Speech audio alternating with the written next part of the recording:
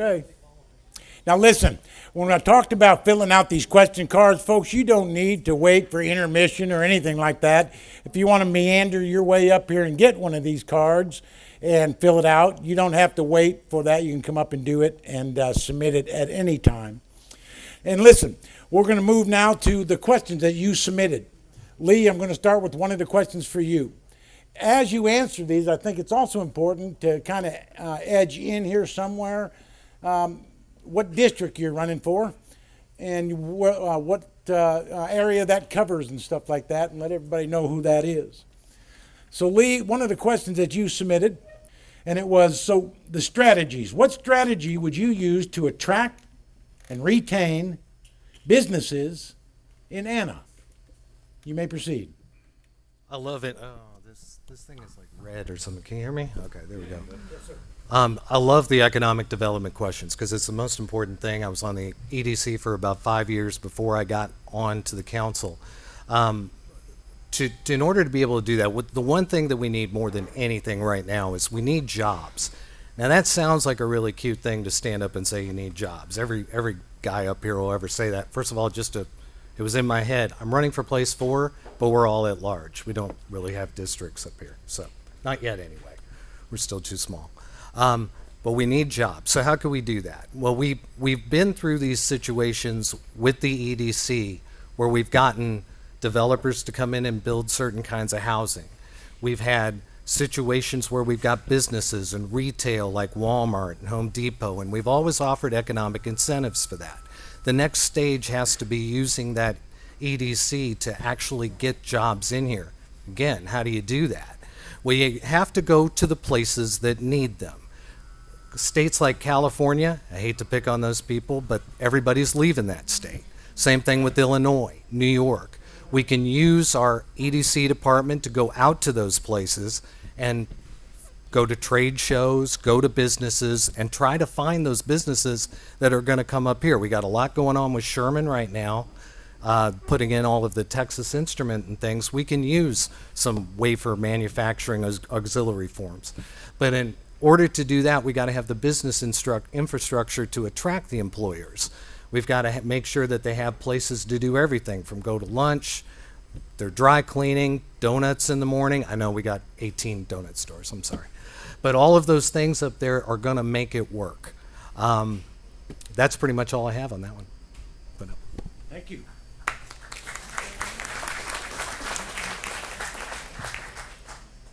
So, Nicole, one of the questions that you submitted, or one of the topics you submitted, had to do with the expansion of police and public safety and community service, things like that.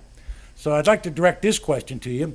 Would you tell the audience, how do you plan to support the expansion of police, the fire safety service, as the growth of the city continues? Enthusiastically. I hope. I am a huge supporter. Come on, you. Hello. Here, just let me trade out with you if I could. Can you hear me now? Oh, this is great. Okay, well, I absolutely support and want our police department. I would like to, okay, sorry, excuse me. This is a little nerve-wracking. As far as police, I would like to see another station brought to Anna, probably on the other side of the 75. I'd like to see a satellite station brought in so that they can just expand. Right now, they are on top of each other within that department. I spent an entire shift, like a whole day, with our Anna PD. I did their ride along, and I was able to speak with many officers, and part of the issue that they're having right now is our salaries are lower and there's not incentives for getting new recruits here. Unfortunately, we need to have some sort of incentive for new police recruits to come here. They do need, we just had a survey done where we do actually need to get more officers here. I would like to see a satellite station, which would be like a freestanding police department, a second one on the other side of 75 to improve our emergency times. It would just be able to serve the homes over on that side a little bit easier. If we have our officers and have more in cars, it really doesn't matter where the location is. It just matters that right now our officers are crowded in the current station that they do have. I do have tremendous respect for them. This is very difficult. I apologize. Take your time.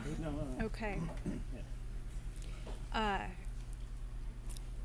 I would like to see us do some more surveys to discover exactly what these officers need. When you hire somebody, you're not just hiring a guy, you need a car, you need equipment, you need everything for them. And that same thing goes with our fire department as well. As far as our safety, this is really hard. You're fine. Well, it was your question. I know, and that's why I'm so embarrassed. That was very difficult. Thank you very much, though. Could you repeat my question one more time? I would be glad. Please. In regards to your question, what do you plan to do to support the expansion of police and fire service as the city grows?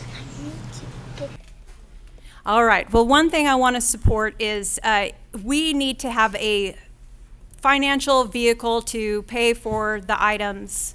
Okay, I'm thinking if the people would respond and let us know, would they want a bond or something like that? It's a cheap way for us to build a really large project quickly. I would also like to see our roads finished being built out. If you use a bond, we're able to get big projects done at a low interest rate, and we can span this out over several years where it really costs very little over time. That is one strategy that I was considering that I would think I would want to ask our Anna citizens, what did they have in mind? But this is something that I was thinking.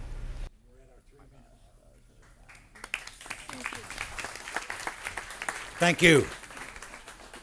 I would like to recognize the police officers that are here in the back of the room. We give them a round of applause. Thank you. Many of you don't know, and I spent almost 16 years of my life as a cop for City of McKinney and for Collin County, and it's a thankless job. You know, nobody wants to be a cop anymore. They want to be firemen. You know, they're the hero. They run in burning buildings. They save people, you know. It's the thankless job to be the police officers, but you guys do a wonderful job. Thanks for being here tonight, and I love you. I really do. Thank you. So, Allison, your turn next. And, Allison, I'm going to kind of, you submitted a question similar to Lee, and I'd like to stick with that if I could. Economic development, business growth. The question was that you submitted, what type of businesses or services do you believe Anna is currently lacking? Do you have a microphone? Okay. So the question again that you submitted, what type of businesses or services do you believe Anna is currently lacking? First, we're going to test. Does this sound good? Everybody can hear? Okay, thank you. What businesses is Anna currently lacking? I think we're probably all in agreement that we need some entertainment up here. I'd like to see some retail opportunities. Kind of goes hand in hand with the entertainment aspect. We need things to do. We need people coming into this town to see what it's about. We need outside coming in, spending their money to help our tax base. I would like to see some opportunities, some entertainment opportunities that help bring this community together. We could have athletic facilities. We could have entertainment venues such as like a concert area. Anything that would kind of bring that community cohesiveness together. I'd also like to see some retail and entertainment options that come in and will help bring that tax base down, or help bring in funds to bring the tax base burden off of the community. But I think there's some real opportunity for new developments across 75. I would also like to see some local small businesses come in. I know we have a lot of great businesses here in Anna that would like to have a bigger footprint and be part of what we've got going on. So I think it's kind of a dual answer. We've got the large businesses that I'd like to see come in through the highway and smaller businesses to help support the community.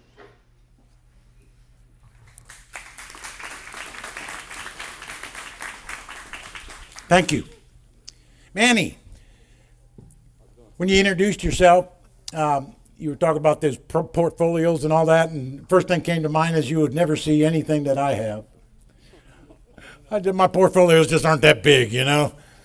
And by the way, none of you so far said anything about your district, what you cover, where you're at. So that's what you get for listening to a judge. Every one of you are in contempt. Okay, Manny, this is what you put in. Under general government and leadership, you submitted a question, and so I'm going to give you this one. What's your vision for Anna in the next 5 to 10 years? Thank you for teeing that up for me, sir. I appreciate you. So I'm in place 6. There's no districts here. It's open at large. So just keep that in mind at some point. As Mr. Lee said, we may take a look at revisiting that. But my vision is simple. Once again, my 5 key tenets: build the roads, bring the right jobs, stop the crime, preserve our neighborhoods, axe the city tax. In 5 to 10 years, I see a city that's planned smarter than our neighborhoods, not like Mesquite or Garland. We are the crown jewel of Collin County, and I want when people come into our town to see and feel that. It's where we overbuild our infrastructure, not under-deliver like I-35 with its constant tearing up and constant expansions. Let's just do it right the first time, rip that Band-Aid off. It's where families can access good medical care, good jobs, and higher education, and quality retail and entertainment, all without leaving the city. We want to make sure we rebalance the residential property taxes for the current share of revenue. Right now it's at 70%. 70% of the city's revenues come from property taxes. That needs to be close to 50, if not 40. We need to shift that burden onto commercial. This is something I've been doing for the past 10, 15 years. Building businesses, growing portfolios, increasing revenues. This also will help us axe the tax. We want to focus on strategic commercial development. That's a key phrase. We want to think hospitals, we want to think tech suppliers, we want to think regional employers, light industrial. All these things will help us lower the tax burden on homeowners. And it allows partnerships with AISD and Collin College to create real career pipelines for our kids. 'Cause I don't want my kid, he's 6 years old, when he grows up, I would love for him to be able to get higher education, to get a good paying job, and to stay close to home. I don't know how many of you have kids, but I think that would be a good option, right? They don't have to leave town. So that's what I'm fighting for, is our future and our next generation, and to build that foundation. Thank you. Thank you.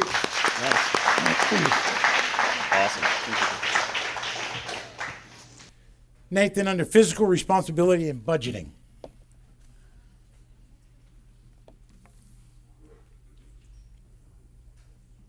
You submitted a question that I thought was pretty unique.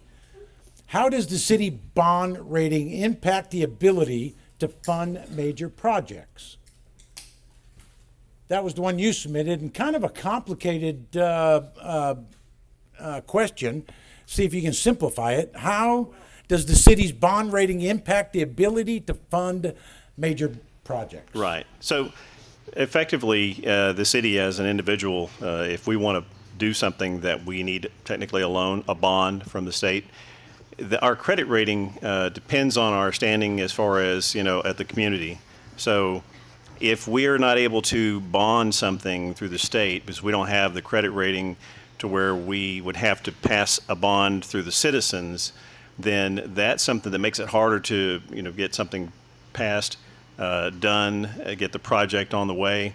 So the better the credit rating or the bonding capacity that the city has, the more capacity they have to take on large infrastructure or large developments without actually having to go through the citizens. Now, in some instances, it's better to get the citizen support I would like the citizen support on everything that the city does.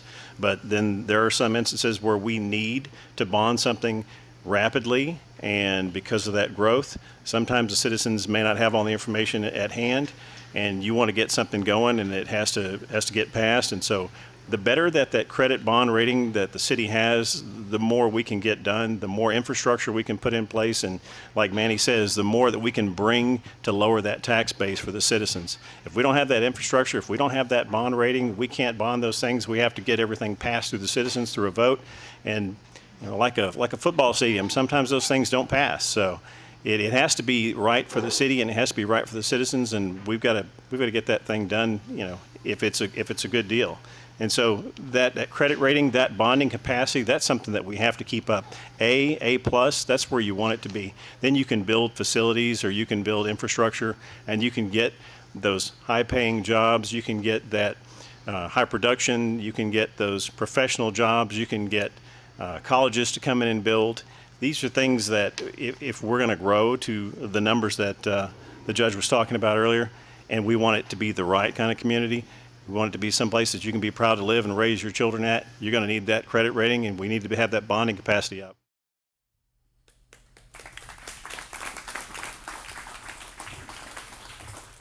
And so listen, I've never had a problem with being told that I not being able to be heard, but the audience is saying about you. So make sure that you get that microphone right up to your face, talk loud.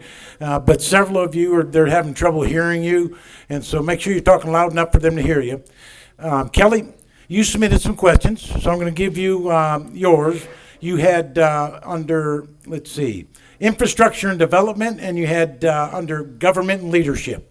Do you have a preference? Okay, I'm going to give you the government and leadership. Your question that you submitted was, how would you balance the needs of longtime residents with the rapid growth in Anna and how Anna is experiencing it?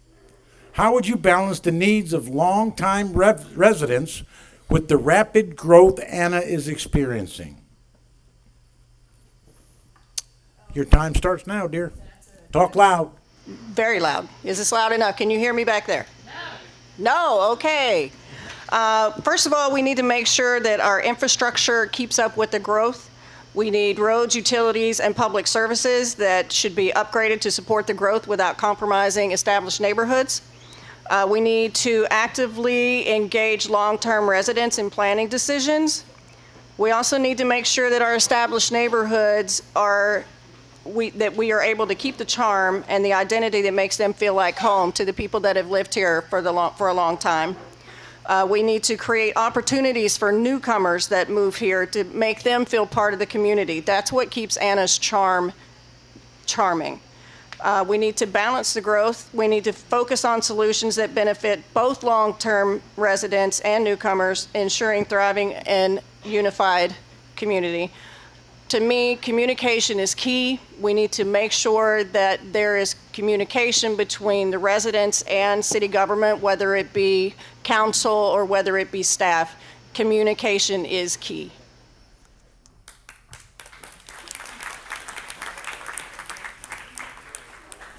Kim, I'm going to stay with you. I'm going to give you your other question. You ready?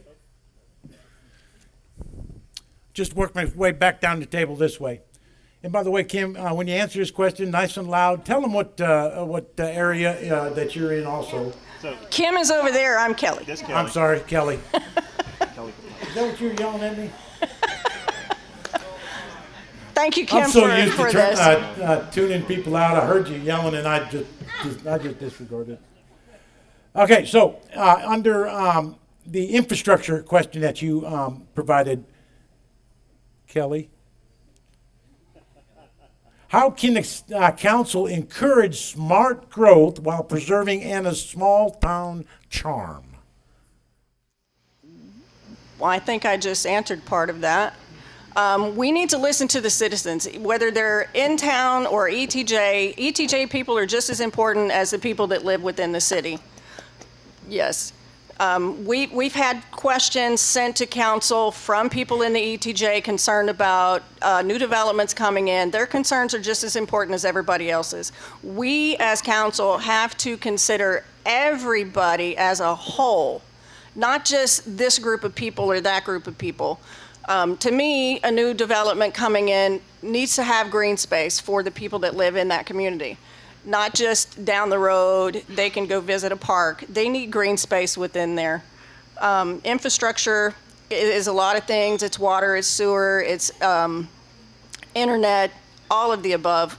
If we keep ahead of the growth, or at least right at it, I think we can adequately grow and have everyone accounted for as far as infrastructure goes. Thank you. Nathan, I'm coming to you. All right, Nathan.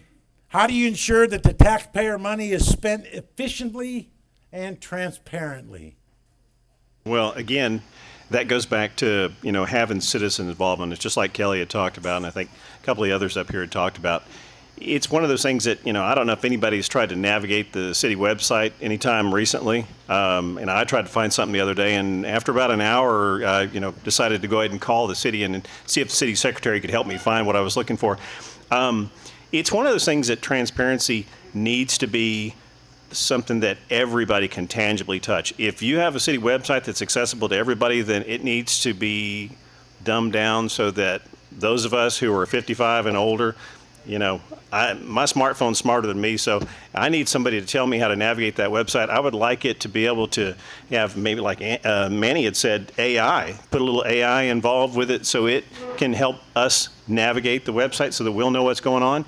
If we have a budget of X number of dollars, and the people can see that all that money is going out to where every project that the city claims, then they'll understand that their money is being spent wisely. If we tell the citizens that we have $20 million budget and they put all that money together and come up with $18 million, well, they're going to be wondering where the rest of that money went. So, it needs to be something that is easily accessible, whether it's through information gathered from the city itself or through the city website or through a portal that citizens can access. But that's something that I've been passionate about in the past when I was on the council, and I just don't think we've quite got to where we need to be. But citizen involvement, that's key. I mean, people need to know where their money is going. We're not spending your money unless you're telling us how to spend it. That's my viewpoint. So.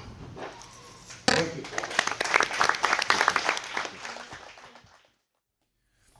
Okay, Manny, we're going to get into community services, things like that. Your question is, how do you feel about the city's current parks and recreation offerings? And do you have a plan or an idea of prioritizations and improvements in the city's recreation and parks? It was actually a different question I chose. It was specifically what community organizations have you been involved with, and how has that experience prepared you for city council? Sorry. Yeah, but this is the question that I asked you. Oh, you're asking Yeah. me. Okay. Yeah, so your question is, how do you feel about the city's current parks and recreation offerings, and what improvements or prioritizations should you recommend in the area of the city's parks and recs? Testing. Okay. So I think the city's on the right path.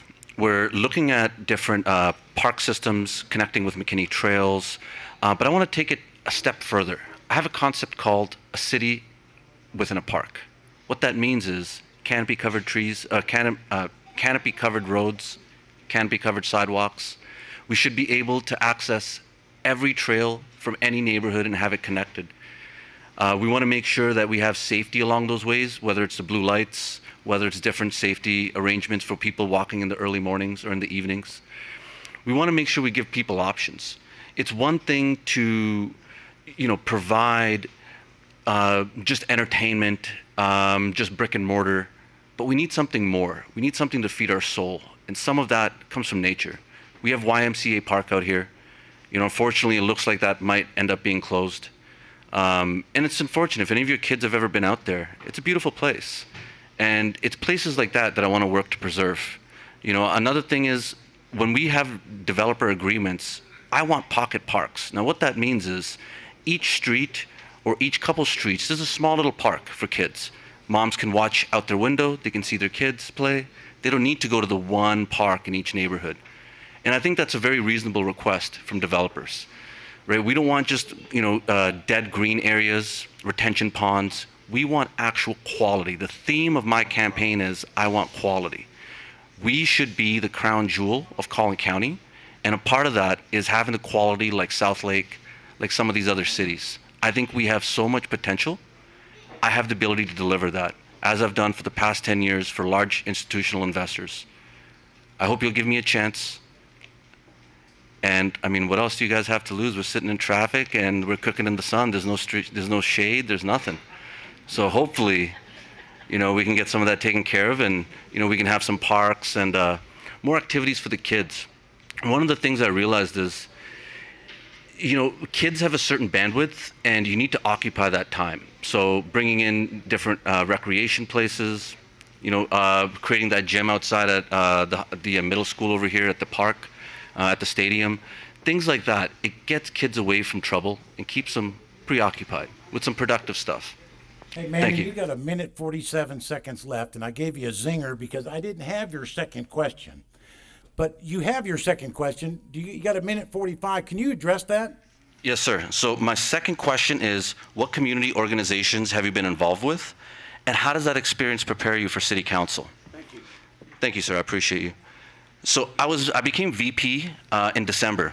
Now, some have criticized the idea that economic development pipeline is slowing down, but I'd argue that's the exact kind of thinking that caused our problems in the first place. For years, we said yes to everything without thinking about what the long-term value is.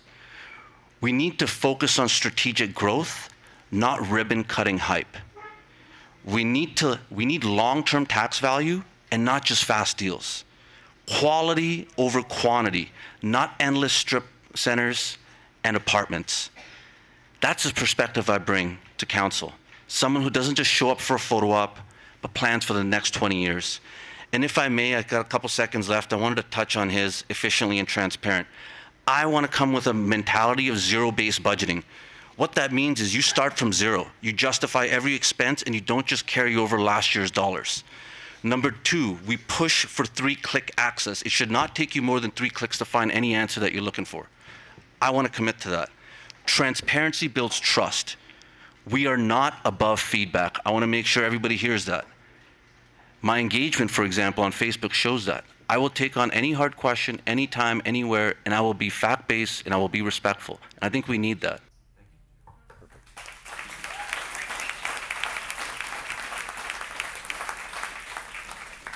Okay, we got 3 more questions, and then we're going to take a break, and then move to some audience questions. I'm going to move over, if I could, to Allison. Allison, general leadership questions. What motivated you to run for city council, and what unique qualities do you bring to this position? Sure. So Make sure you speak loud enough. yes, what has motivated me to run for city council? As I said before, I've been involved, or I've moved here in 2017, and I've been very heavily involved in all civic organizations I could possibly be in. I try to get out and go to all of the events. I've heard from a lot of you, a lot of different viewpoints, a lot of different angles, and it all makes sense. It all needs to come up to leadership. It all needs to be heard. So qualities that I think that I can bring are my communication styles, my relationship building. I'm big on evening the playing field and letting everyone speak, letting everyone have a seat at the table. I think that my time that I've spent with all of you will help me make better decisions for the future of the town. Thank you. Nicole, you got the exact same question. What motivated you to run for city council, and what unique qualities do you bring to the position? I was motivated to run for. It's not working. Testing. Okay. Thank you. Okay. I felt motivated to run for city council based on my desire to serve our community. I know I haven't been very good at this tonight. I'm sorry. I do apologize. This was something new to me. I've never done a debate before, but I am grateful, and I feel like I'm getting the hang of it. Thank you for being patient. Now, one thing that I have done is I have served on several boards, and I have served lots of different commissions. I really, truly want what's best for the city of Anna. My biggest thing is I just want to be able to listen to the people and do the things that they want to have done. I do not want to have a council that is not listening. I don't think we have that right now. I just want to make sure that never happens here. My desire is solely just to serve. I don't have any. What kind of things are you serving on now? Okay, thank you. I have been serving on the Parks Board. This is my second appointment there. I did serve the D&I Board. However, while I was on that board, it did change to the Neighbor Engagement and Inclusion, and that was a wonderful board where we were able to actually celebrate our neighbors, see and hear them, what they've been doing that's been really great in our community. We were able to celebrate a young lady who had been, she has a nonprofit, it's the Warpaint Project. We were able to bring her to a council meeting, and the mayor, he was so kind, he did a proclamation. We had what she has done is she has served cancer patients, children who have terminal illnesses, and we were just honoring her for her work. All of the stuff that she's done is completely nonprofit, came, just out of her pocket type stuff.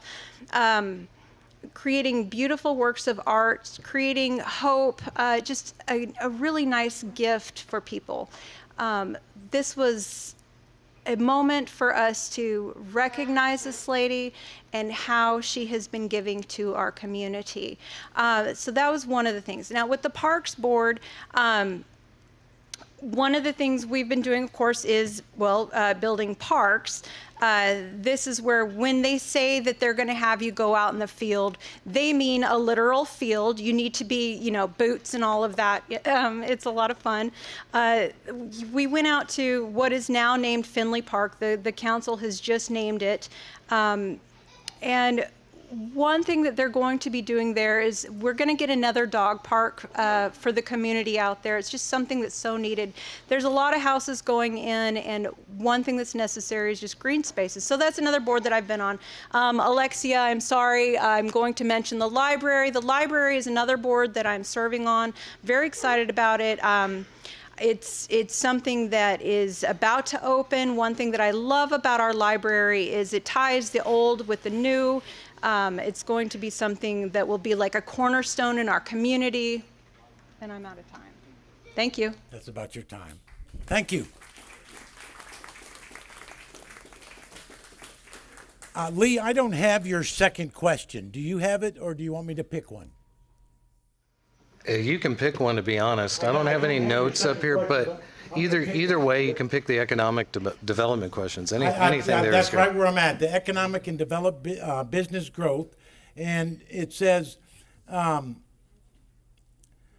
in regards to how do you balance the need for economic development with the concerns over commercialization? How do you balance the need for economic development with concerns about over-commercialization? Okay, I don't remember that question, but that's good. That's a good question. First of all, I just want to say, this thing really is dying. Can everybody hear me all right? Okay. So I want to thank everybody that sits up here, anybody who has the courage to stand up in front of people, and you got to put yourself out there, man. You got to take your beating on that toxic Facebook junk. It's not a real place, by the way. Social media is not a real place. You got to take all that and still somehow come out smiling and sit here. And these guys and the people that are on council are fantastic. It's not easy to sit up here. So I feel I've only done debates a couple of times. I've sang in front of thousands of people, but this is kind of nerve-wracking. Everybody looks at you like you're, anyway.